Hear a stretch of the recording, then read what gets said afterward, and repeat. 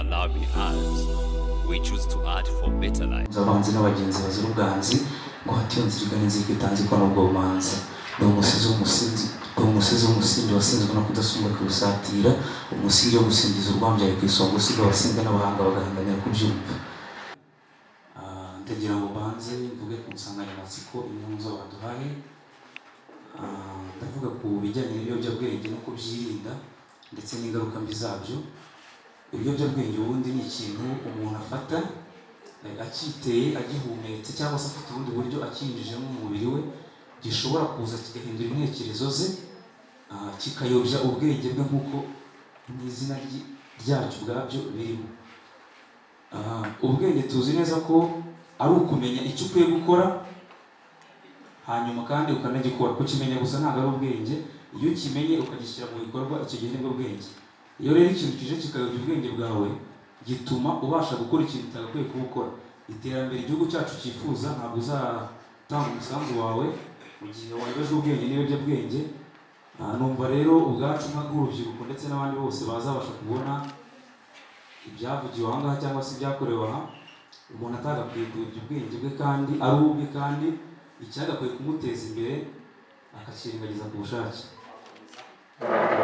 Nakomeza ubu ninjiye mu mvugo ya gisizi. Amazina y'inganzo nitwa Ngenzi w'Ingenzi.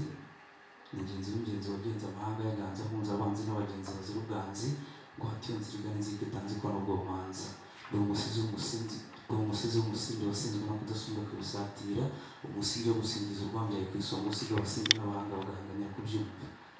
Nateguye umuvugo witwa ntabaringe wo kugeza urwacu iyo aho rugengwa, ntabaringe wo kugeza igihugu cy'u Rwanda aho kigengwa.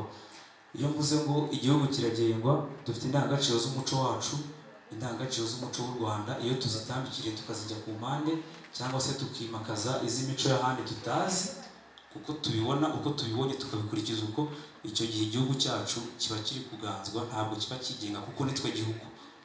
Murakoze. Umuvugo ntabaringe. Kera umuco ugicunzwe amata gitangwa, Rwanda wanda gusiga hose n'ibigutinze bigatebuka.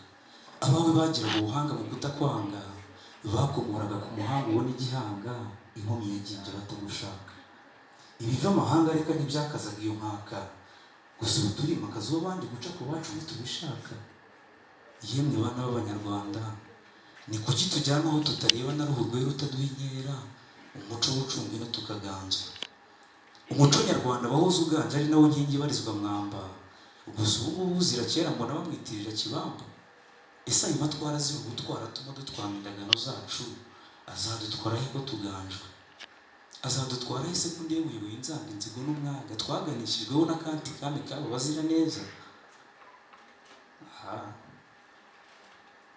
Umuco gicumbi icebe ry'iwacu ntugacire umuco ubandeba, abe njye uwucunga asubira cyane simbe mwene mbuto umucika, atamahanga ataruca urwabo.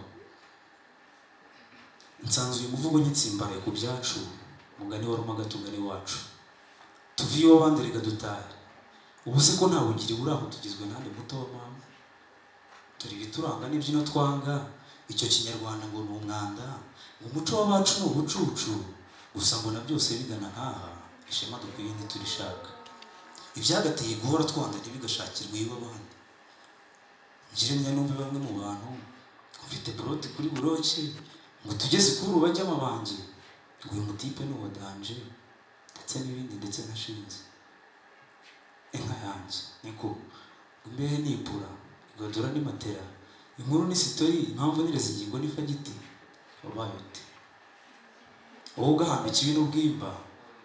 Umuco w'ucunge ndavuga uwacu bita umuciko bicura intango, maze ubudasumbwa umususu ntaho ndavuga urwaturutse igasanga mu rusonga rugera isonga. Murakoze cyane. We art for a better life.